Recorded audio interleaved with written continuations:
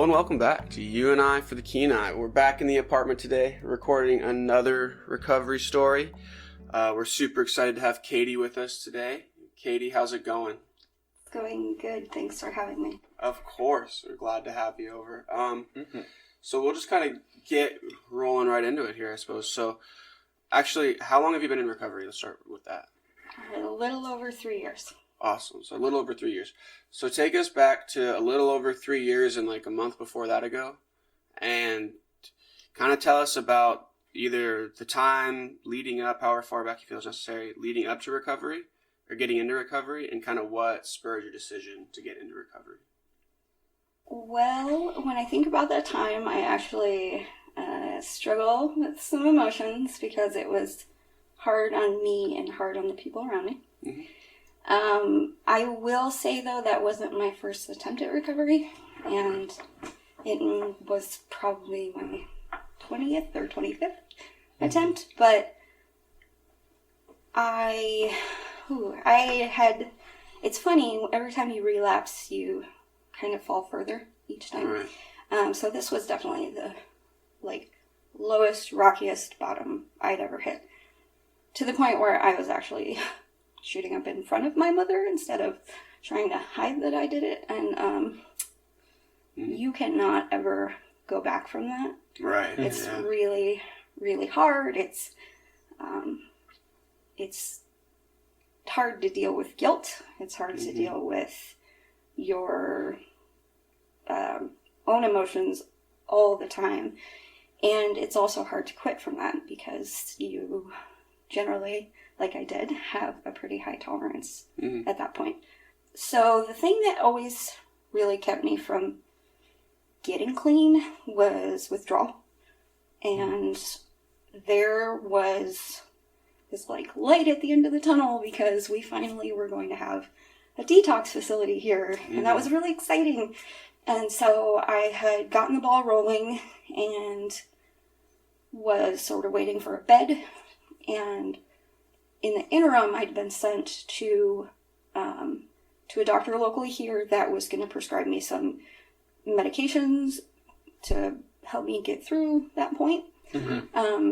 After 10 days, it became apparent that really the detox facility was no longer necessary. So under that doctor's care, I was able to really move forward into getting into treatment and go from there. No, that's great. There's a lot to unpack there, only because it's all pretty powerful stuff, especially the end, because I think when it comes to stigma, right, and some of these other things, we think about people who are in their active addiction as they don't want help, or they just don't care. And I think that frame of mind, and it actually kind of is this sounds really actually pretty awful of me, but the fact that you're emotional right now, I think just goes to show that it's not really at that point it doesn't become much of a choice anymore. You know what I mean? You're not really this person. You're in your active addiction, and it's I always like to bring this up because it's it's hard to get people who have no experience with it to understand just how tight that hold is, and to realize that like you're saying, you don't go back from that. Nobody wakes up in the morning and goes, oh, I'm going to use in front of my mom today, or my family or my loved ones, or I'm going to, or in anybody's case, or I'm going to be a subpar parent today, you know what I mean? Or I'm going to do this today. It just speaks to the power that addiction on a very, very biological level has on your function in your brain and all the other science we've seen come out. And I think I just always like to talk about that because I think that's super important when it comes to talking to a wider audience beyond the recovery community. I also like to try to get people to understand that we, for the most part, humans do what your brain tells you to do. Your brain is supposed to say, you're hungry, eat, you're thirsty, drink, you're in danger, run. Right. When your brain is saying, do drugs or die. You can't say, well, I'm going to ignore my brain today and ignore all the other physical symptoms that go along with it, which are horrible. And just to end suffering that makes you want to die, you use. And that's the only choice unless there's help that works for you. Right. And you're given tools. Yeah. So with that, I mean, I know you said that you tried quite a few times before that. How did you keep from, I guess, like giving up on yourself? Because I know after a while, personally in my life, when I'm trying to, fight with some vice or whatever's going on, if I keep doing that, after a while, it feels impossible because you've been through it so many times. So what kept you, getting back after it and trying to get out? Like, what motivated you? Two things. This is going to sound really horrible. One, we do that often, so it's pretty bad. One, the big one was that I couldn't commit suicide because I wouldn't do that to people. Mm-hmm. So I also, one of my motivating factors for staying in recovery and like being a better person in general was my dog, which also I know to people is going to sound really terrible.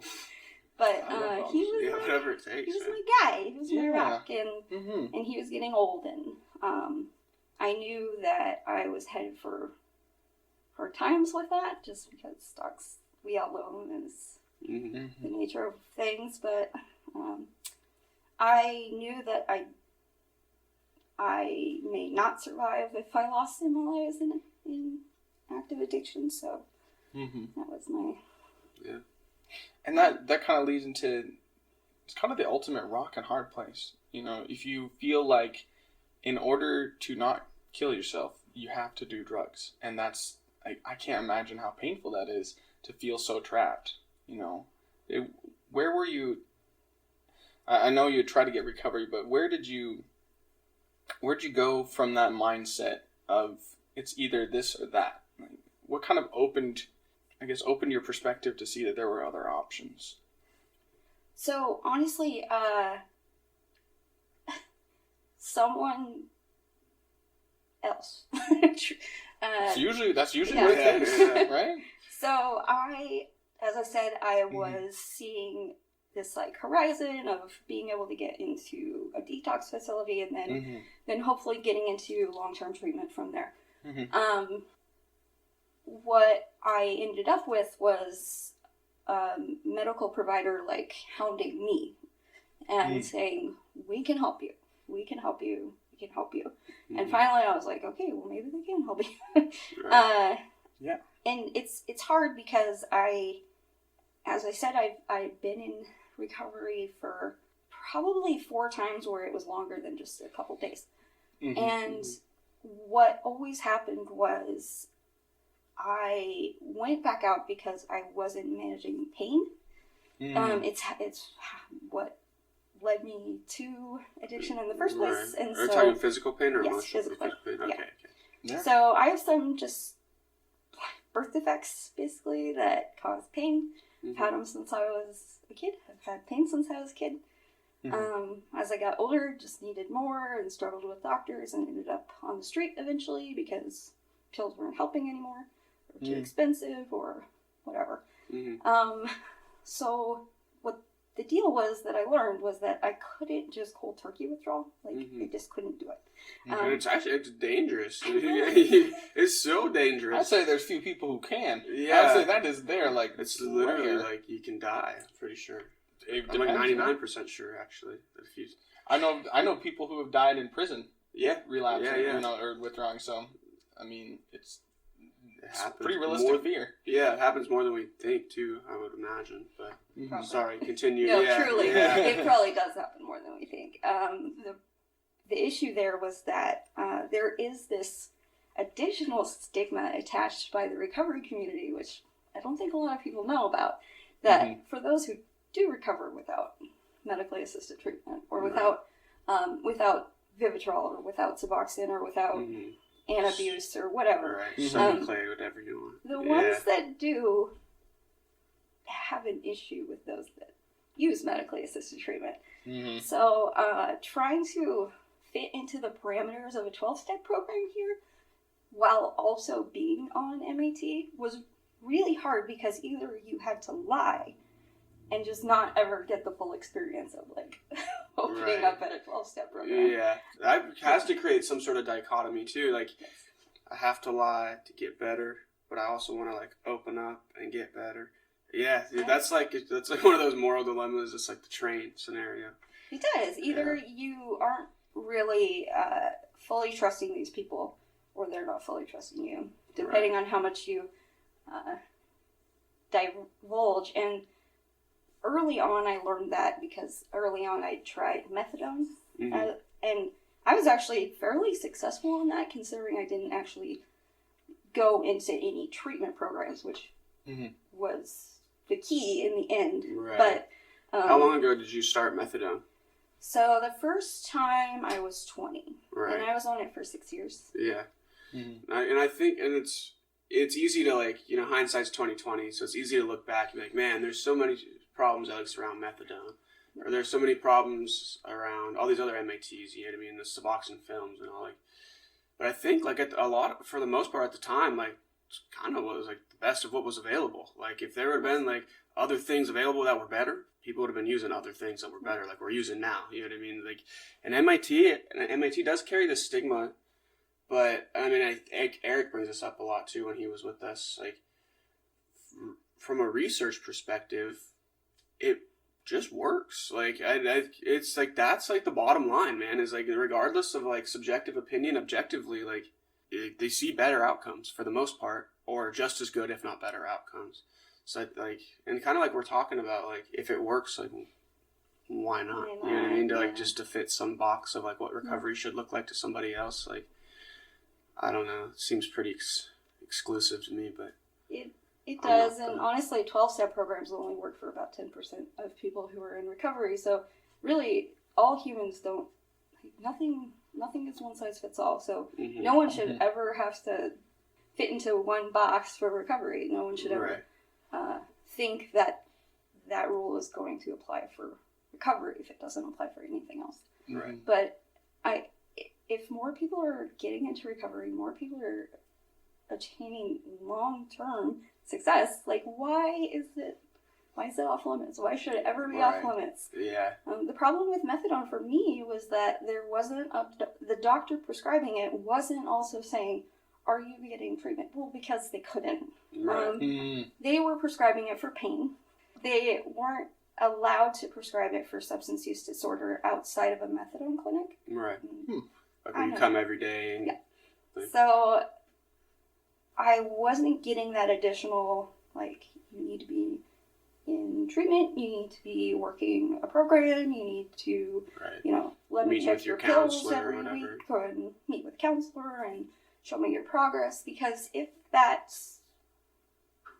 watchful eye had been there, I probably would have been able to achieve recovery then. But so it's at that point it was kind of like slapping a Band-Aid on the outside, but not fixing what was going on underneath.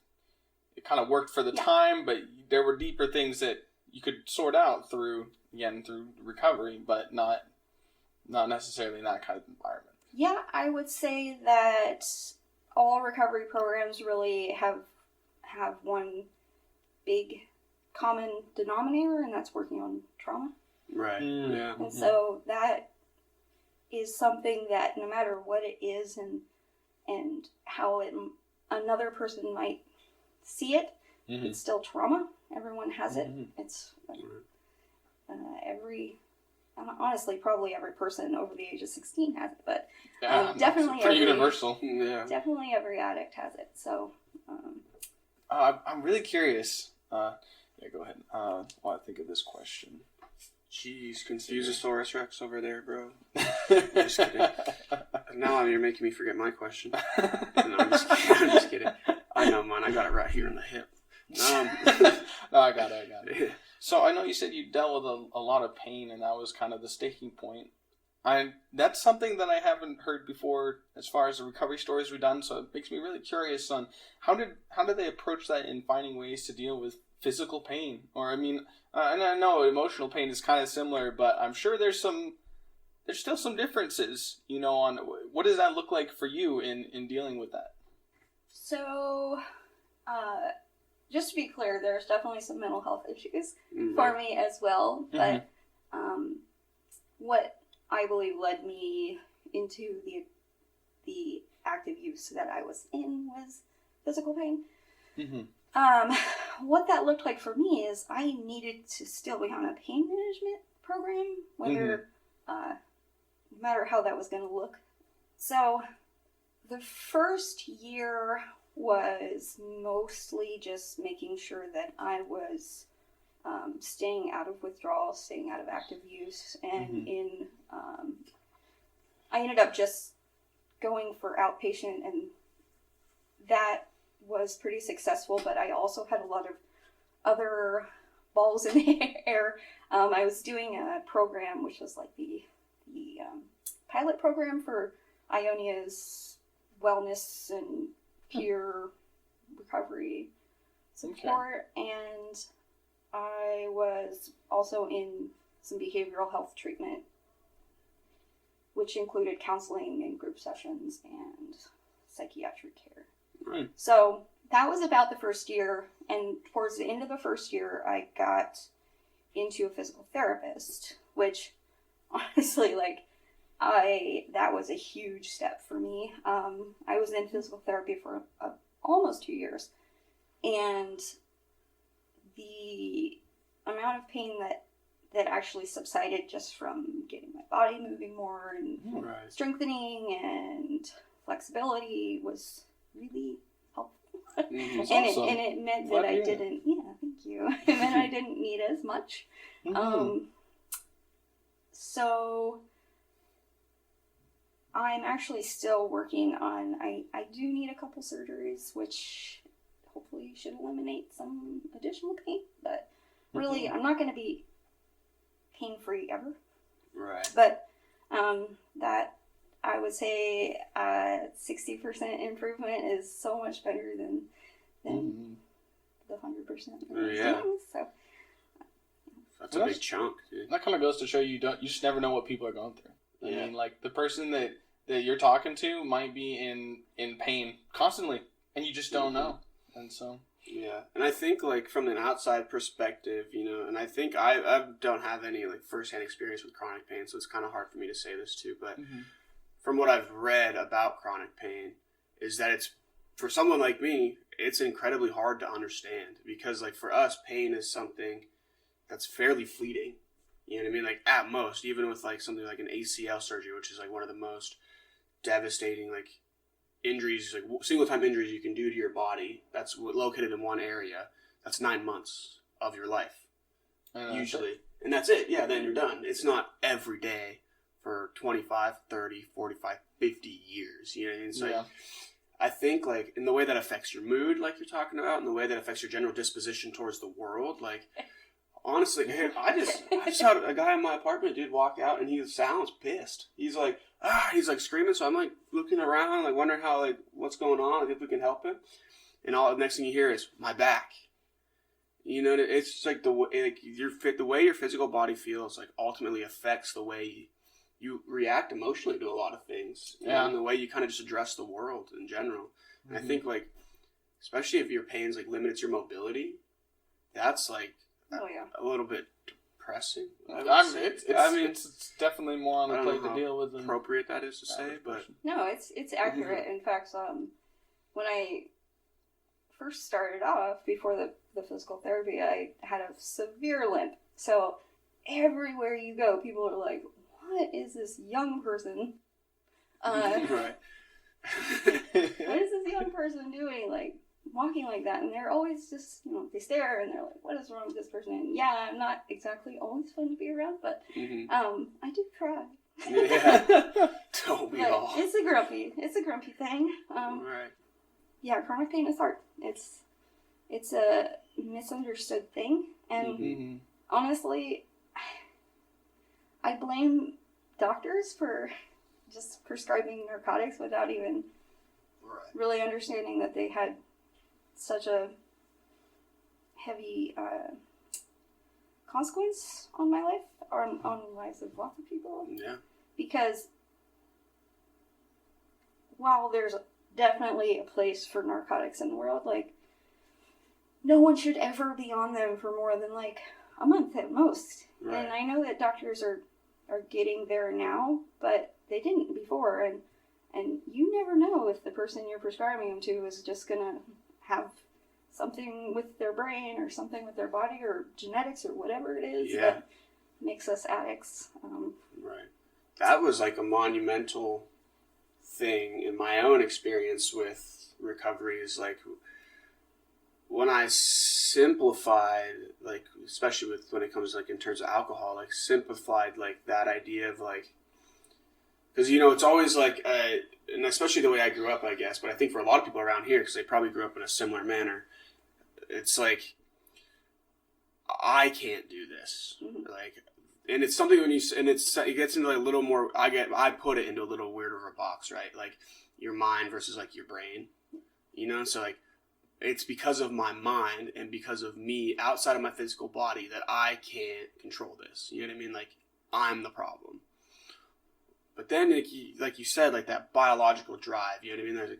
It kind of separates that a little bit into something a little more manageable when you think, oh, it's not necessarily like, I can't handle this. It's like my body, the physical me, like, has a biological reaction to this that like shuts this valve off. You know what I mean? It's like when you look at it in like that disease or like biological format, I don't know, something psychologically was just like clicked. You're like, oh, like it's just so much more simple, dude. It's like someone who's like, I don't know, born with another like birth defect, not a birth defect, maybe like diabetes. Yeah, dude. You just gotta have insulin if you, Yeah, you just have to do some certain things. You know what I mean? Yeah, like you just take care of it. Right. Or at least it was for me, and I'm sure for others to like, oh, okay, this is doable. Like, however I have to do it, this is doable. I don't know. That was huge. I think the unknown is frequently overwhelming. Right. And when it requires a lot of energy for that first step, for making that first momentum change in your life, I think the less complicated it is, and the more you break it down, the easier it is. Because, I don't think anyone likes to be overwhelmed. It's just not, it's not a good feeling. So, Yeah. Right. So I've heard people relate addiction to diabetes frequently, and to me, that's a hard one because I think that people see diabetes as a social disorder also, and so it's like, well, diabetes is the fault of people who are just too overweight, and or they don't eat right, or they didn't do anything correctly, because even though there's two types, I was about to say, I was like, wait a second. One of them is genetic. Faultless. Yeah. Most people generally who aren't in a medical field generally just think of the one. So okay. I always just like to say, like, I didn't know that my brain wasn't going to be able to handle it. Like, there was no indication. I came from a really good family. I came from a really good background. Like, my life there was nothing identifiable. Usually in movies and on TV and in books, it's like, oh, this person lost their kids and their family and their home, and so they turned to drugs and alcohol. And it's just like, there was no pivotal moment in my life that made me turn to drugs. I was prescribed drugs. Right. And all of a sudden, I really loved them. And I wanted to keep doing them. And that could have been a dormant trait from like 4 generations ago that like nobody and even your immediate family had an idea of, like, oh, if this happens to so-and-so, or if they give so-and-so this, it's in our family, it might happen. Like, it's totally off the radar. It is. And one of the things you always ask yourself when you're really suffering in addiction is like, why me? Why is it like this person can be prescribed some medication for an injury and they're like, I don't even want to take them. I don't like how they feel. And I take one and I'm like, oh my gosh, I need more and more and more and more and more. Right. Why me? Why me? And how is it that I get out of the shadow of my addiction? I guess is one of the really big pieces that's hard to ratify when you get into recovery. Yeah. Is that the right word? Who knows, man? Makes sense to me. I got it. We can cut that, though, if you want. That's totally fine. Just look it up first and then cut it. I'll just start keeping a thesaurus around, just in case. Oh, man. Yeah, hold them up on whiteboards. Cue cards or something. Make us all sound really smart. We'll deceive everyone. Yeah. Yeah. We only get to use words that are more than 4 syllables now, so. Oh, boy. Good luck. No, I'm just kidding. So at what point in your recovery, this last time when you went from meeting with your doctor, right, and going through that process, the more medical side process, getting into recovery, how long was your recovery focused? Actually, I got a better question. Because a lot of these, I know, this is terrible, but I thought of this better. Because obviously the goal of MAT, right, is to kind of help you cut those cravings, and so you don't go out and keep using and die, really, for the most part. Was using MAT, or was being in an MAT program, make it easier to address some of, like, the more emotional things? When you started getting into treatment? In a way, yes, because I wasn't constantly dealing with that. Like, it's hard to explain. It's like, it's basically like if your bones are trying to get out of your body. Mm-hmm. Like, that's the only way I know how to explain it. Right. Is like you just feel unstable inside. Like, and cravings are really hard.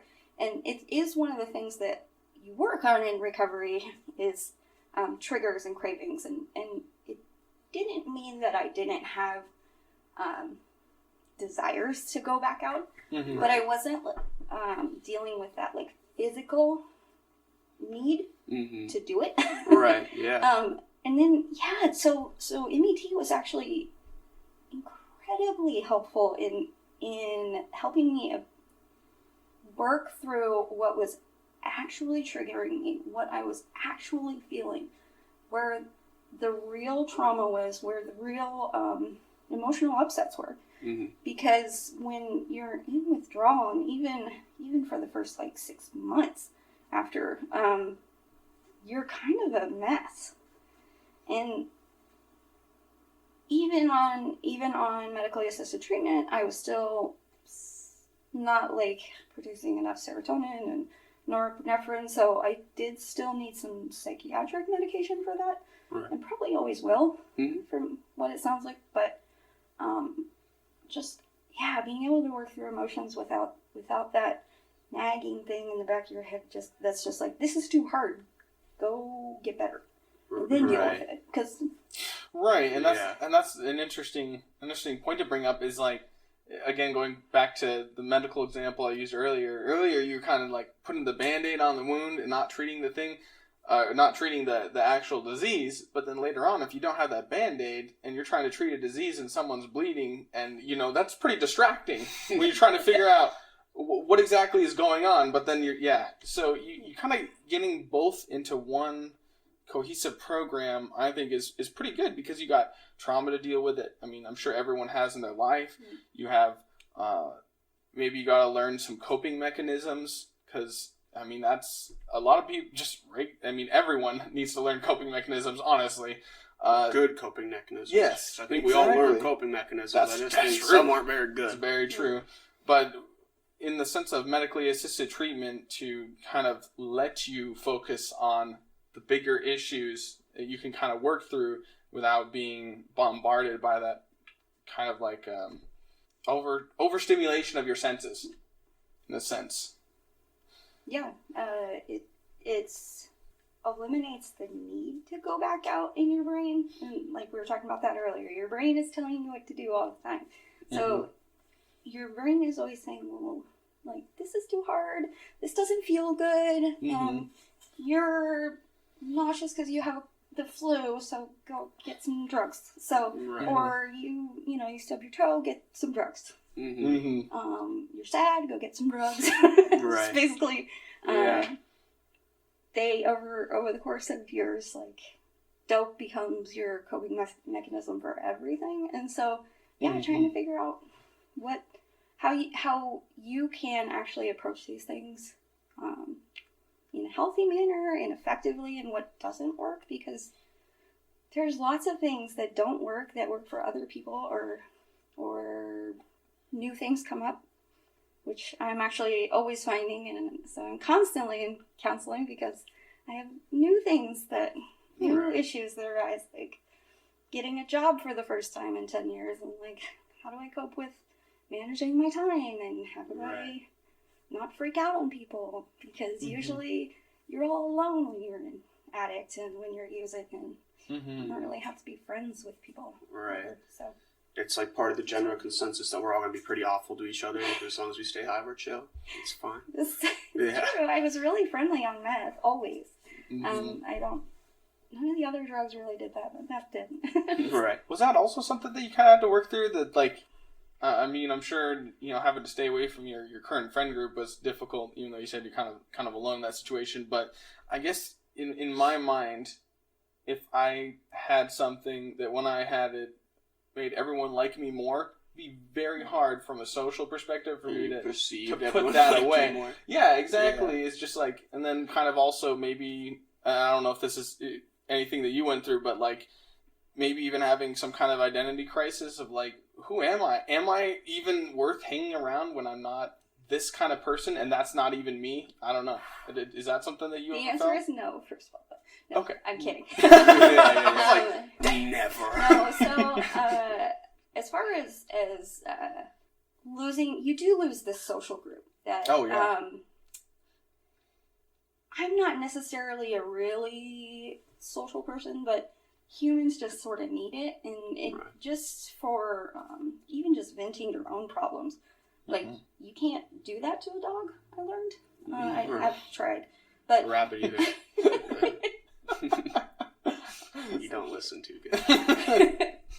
But really what I lost more with stopping using is like the energy that I got from it, and like, oh my gosh, like being able to just do laundry and clean up my room and everything became super overwhelming, and I still am struggling trying to find that balance of like feeling good enough to do all the things that I need to do without burning myself out. Yeah. And honestly, it's probably the biggest loss that I felt and still feel is that. I think a lot of that comes with time too, because I mean, like, your reward systems have been so hijacked for so long that like they're kind of fried. I mean, I think it just takes like, I mean, I have a good friend of mine who's in recovery, and he's like, and he kind of is the same idea, you know. He's like, dude, I've been not using anything for, I think it was like 15 months, dude, and he was like, and I still like don't know like how to feel joy, you know, or how to really like how to get excited about things, or how to like, I don't like, I do it, you know, like I try at least, but like, and I think that's just because like the only thing that's been rewarding for your brain and for your body for the last 10, 15, 20 years is this one thing. And so I think like over time, as like you start to kind of rebuild those circuits, those reward circuits in your brain, stuff may get easier. But it is a challenge, dude. It's super hard. You know, I have like that conversation with that friend like fairly often. Like we kind of like make jokes about it, but I think that actually kind of makes it easier for us, you know, to talk about it. But I think, and that's another thing I think like is hard for people that are outside of recovery or have experienced anything with active addiction before, is like, oh, you have all like your life's so much better now. Like why aren't you happy all the time? Like why aren't you like grateful all the time? And you're like, well, we're on this like physiological like concepts, because like physiologically, man, like my body doesn't know how to like reward itself anymore. Like I think I think over time you kind of just rebuild those pathways, but it's hard. Or it takes time. Sorry. No. I was just going to say that's where that, you know, the psychiatric meds that I'm on really come into play, because they are really solely for those chemicals that my brain doesn't really produce on its own anymore, because the drugs were helping it produce it, and now it's just like, you broke me.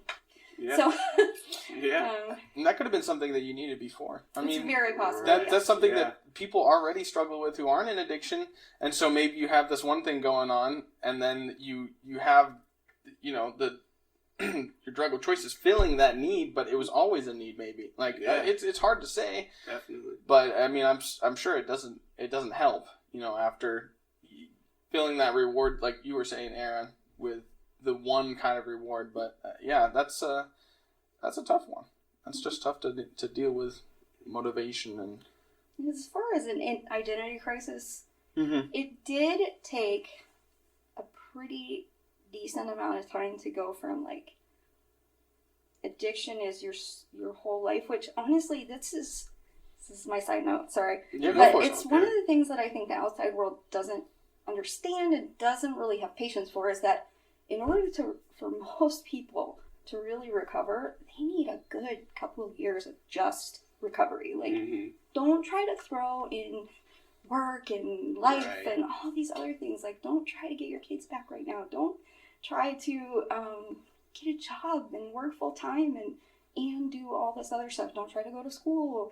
I mean, it's one thing if I understand the need for survival, but I also know that we should be supporting these people for a good year at least, and hopefully a couple of years, to ensure that they can work solely on recovery work as best as possible. And I think that's where like the reconciliation between like these two like schools of thought, between like, you know, the AA, NA, and like the traditional 12 steps, kind of like, because they're not all like that specific, you know, but like that kind of like general thought, and like this other like more like, oh, this disease is how we handle it kind of thought, is that like that they kind of come together when they say for like that first year, like, this is what you're doing, you know, like you're not, no relationships, you're not going to work, like whatever, however you're doing it. I think that's like a general consensus of like that first year, like it takes that amount of time to, like we said, kind of rebuild these pathways that have been so hijacked for so long. Not throwing other stressors into the mix and being able to, because really recovery is kind of a full-time gig at first. Yeah. But ideally, then you should be able to sort of slow down on the recovery once you get into long-term recovery. Mm-hmm. Slow down on the recovery and start to put other pieces of your life back together. And what I found was that all of a sudden I was volunteering and working and had all this other stuff happening, and I was like, I never asked for any of it. I don't even know when that occurred, but I'm busy and I'm working, and it's weird. And it just happened. It didn't, I didn't have to stress about it, but the only reason it happened is because I had someone there, I had people there supporting me throughout that first year and a half, until I could start to really be a part of the world again. And I think that's a good sign to say that it kind of just happened, realizing that when it works out, or when a recovery program is most effective, I feel, is when you can gradually introduce these new things like volunteering and working, and it's not inherently overwhelming, because you've kind of built up the coping mechanisms, you've built up ways to deal with life, that it's not just like, how am I going to deal with this? It's just like, oh, wow, I'm doing a lot now. And, you know, it just kind of sneaks up on you. Now, don't get me wrong, I do still go, all the time, but I do somehow manage, and it's funny because I never really thought that I was ready for those things, but other people did, and so they kind of like pushed me along into these roles, and now I'm volunteering pretty intensely and working a lot, and that's great. It's pretty fun. Yeah, it's pretty fun. That's probably not something you would have said 5-10 years ago. It's pretty fun. Yeah. Right. Well, okay, I do foster dogs, which that is fun. Right. It's a lot of work, but it is fun. That's the only one. That's the only one. So, I mean, when you do start to feel yourself, because, I mean, we've talked about some of these difficulties that that have been a part of your recovery, right, and have really been a part of life this whole time, and I think they are for most people. And so for the people in recovery that are maybe, you know, at that year and a half point, that are starting to build some of these more healthy coping mechanisms or strategies, what are some things you use that kind of either help you take a step back or maybe like reinvest, or whatever that looks like when you feel like you're getting a little overwhelmed? That is a good question. I think that working on healthy boundaries has been big. for me. I guess what I have learned and had to really work on is like what I will let people get out of me, take from me, I guess. Mm-hmm. That sounds like everyone who I run into is trying to use me, but it's more like when I reach that point where I'm like, this is too stressful. Right. Like I had to learn, and it's still hard. I had to learn to say no. That's really a hard thing to do. It's not it doesn't come easy, and I don't like to disappoint people, and I don't like confrontation at all, but in the long run, it's always been the right thing to do, is just learning to say no. Right. And also, I still check in with a counselor weekly, and I do skill building, and it's something that doesn't, I haven't just gotten better just because I started working on stuff. So it's been a long-term need, I guess, is behavioral health stuff. Right. And that is a big way that I learned those skills. Mm-hmm. That's something that I hear over and over again is boundaries. Yeah. Boundaries Yeah. and coping mechanisms. I think there's a shortage of them in current life, just general. Like whether you're in addiction or not, learning how to deal with stuff that makes you upset or that makes you feel bad in a healthy way isn't really inherent. I mean, we think it is because you see all these adults, you're like, they got it figured out. As a kid, you're like, 25, they know what's going on. Wrong. But, however,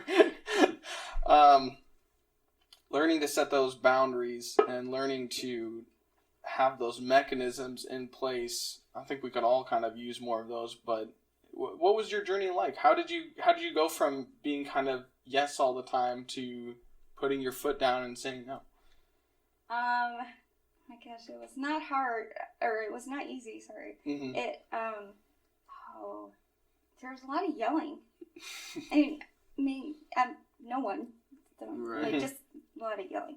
But really, what I found was that if I didn't express my boundaries, like, it just kept happening. Like, people were asking more of me and more of me and more of me, and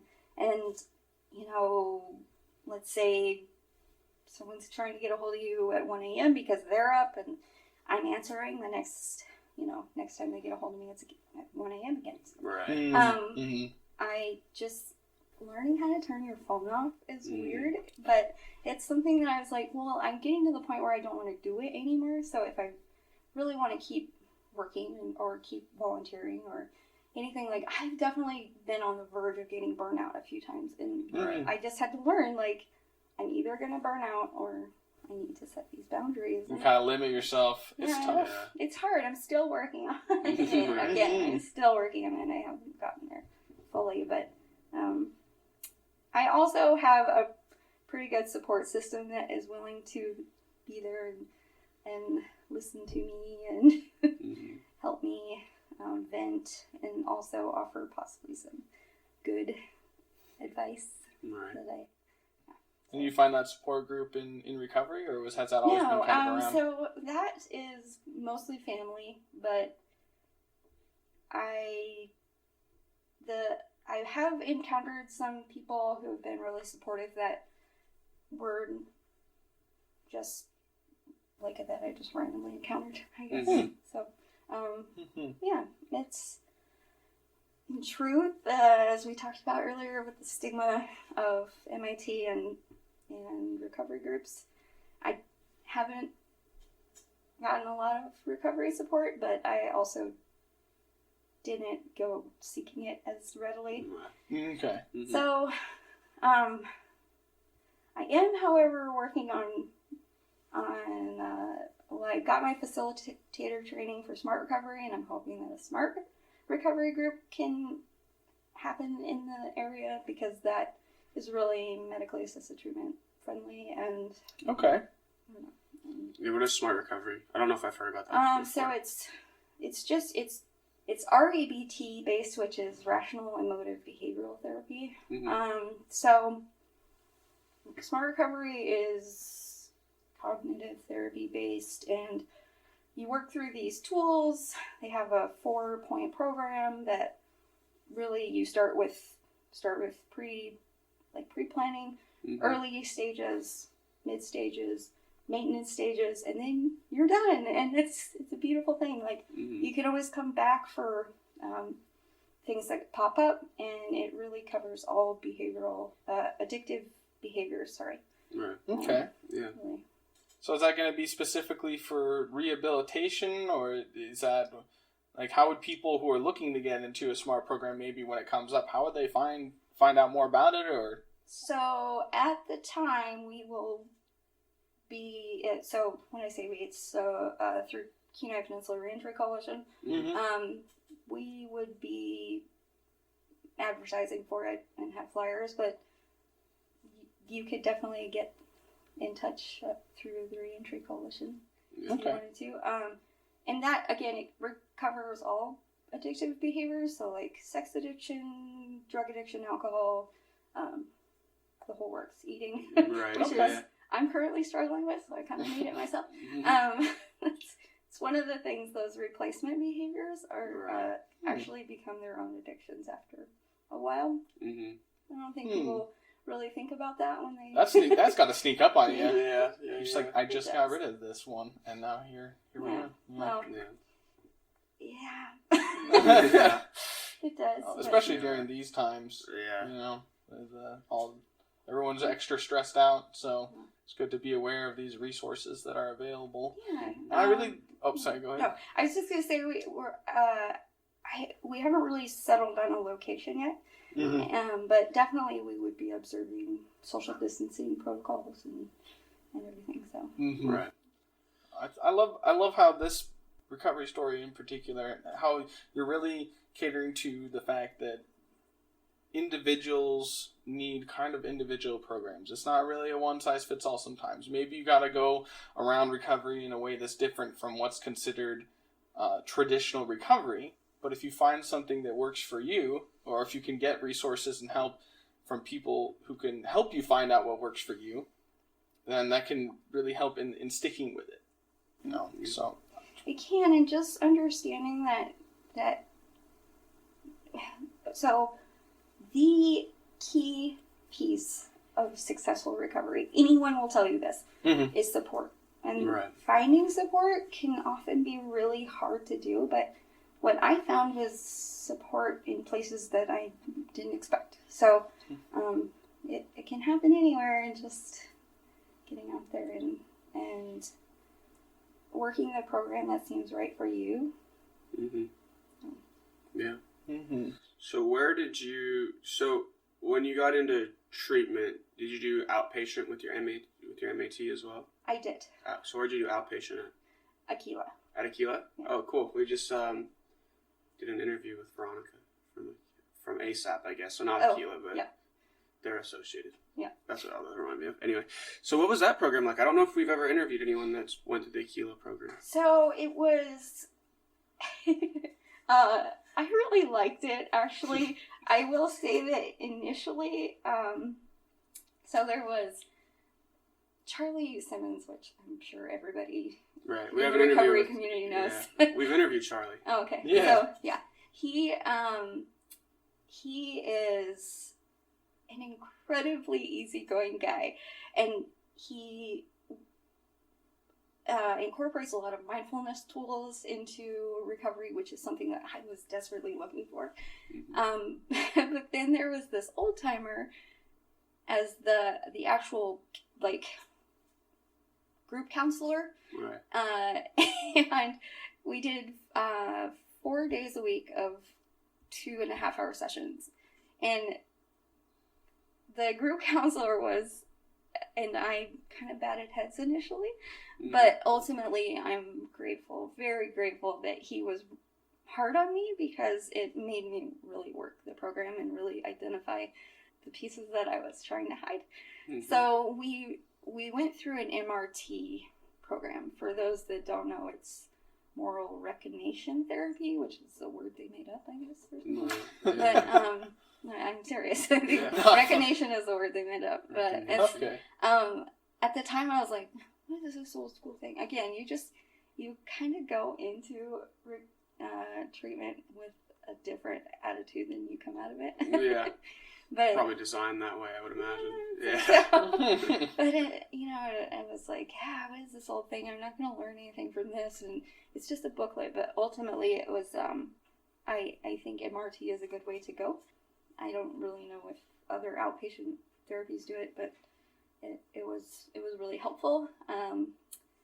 The group setting was obviously helpful, and what I saw was that there were people who were struggling, and as long as I kept coming back, like the counselors and the program was really open arms to them, and that alone makes you feel better about being there and feel like that's a safe place. Mm-hmm. And yeah, it actually was a little bit shortened because Aquila closed, but I think they reopened and closed again. But They're in Anchorage now. Okay. I think they're in Juneau too. In case anyone's listening from southeast, but or west, whatever way that was, bottom right, Just kidding.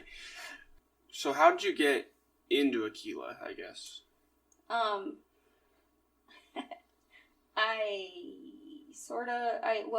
So my doctor's office helped by getting the applications and like saying these are the places, and I had actually started somewhere else, but that didn't work out very well. So Right. I went to Aquila. I basically sort of harped on them, and I thankfully had Medicaid. I've been on Medicaid for many, many years, so that was incredibly helpful. Mm-hmm. And the assessment came, I want to say, about a month in, and then I was able to get in a few weeks later. In the thing, it was asking what additional resources I might suggest. Yeah, definitely. Oh yeah, we're all So one of the things that I believe got me through losing my dog, which was really hard, but I think the only reason that I didn't go back to the street after that was I done the grief recovery workshop. And Grief recovery workshop. Yeah. Okay. So that was, I don't really know who put it on, but Gail Kennedy did it. So it might have been the hospital, it might have been somewhere else, I don't know. But that was incredibly helpful. Like, I found a really big group of supportive people in that. They were all really struggling with the same things, and a few of them were also struggling with addiction and recovery as well. So working through that's trauma work, and like working through that trauma and grief work was incredibly helpful in being where I am now. Yeah. That's an interesting point to make too. If you can get these skills before something terrible happens, when you knew that in advance that this kind of thing was going to end up happening, and you were able to get the resources. Sounds like beforehand, right? Yeah. And so if you can look ahead and see that kind of thing and get those resources, I think it can help a lot of people who get stuck in the spur of the moment and kind of, when grieving happens, it kind of takes over. So I think that's a good resource. It was helpful also in dealing with other traumas like violent stuff and things from the past also. So it's kind of like, Yeah. double. Is there something that you wish you had heard sooner? Yeah. I guess if I'd known that I could have gotten help at the place that I did without having to go, if I'd known that I could have gotten the medication that I did without getting into detox, I absolutely would have done that sooner. Right. So, yeah, just knowing, sometimes knowing that certain places even help with SUD is part of the problem. Right. So if you're somebody who is looking for the right kind of resource, maybe you don't feel like you can find it, we do have, there are people out there who can help direct you to those resources, like ASAP, right? That was one of the, or was that ASAP, you have to have a misdemeanor, I believe. You have to get it through the court. Oh, okay. The court directs you to ASAP. Oh, yeah. I think Aquila and Anchorage, actually, they might have to go through the court too now. I don't know, but you could always look that up, or not like right now. Or where did you hear that there were additional resources? So, the addiction specialist at PCHS actually called me because they'd gotten a referral from a doctor I saw after I'd been fired from a pain contract. I was like doctor hopping, trying to get pills again. And they'd gotten a referral and had called me and said, we can help you. Because I honestly thought that I could only get that service in a detox facility. Oh, okay. Gotcha.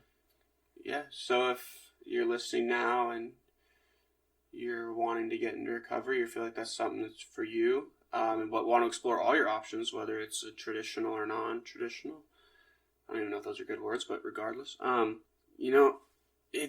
there's resources in our community that are here to help you, whether it be your traditional 12-step programs or whether it be something more MAT or something different that you think would fit you. You can always call just the general lines at PCHS to get more information. You can call the general lines at CPH to get more information. Looking in just online, Googling your meetings, finding the place to start, whether that be just a anywhere AA or NA meeting, and then talking to some people and building the support networks we're talking about, and then kind of pointing you in a direction that you feel would work for you. Those options are out there. Thank you very much for listening. This was Unite for the Kenai.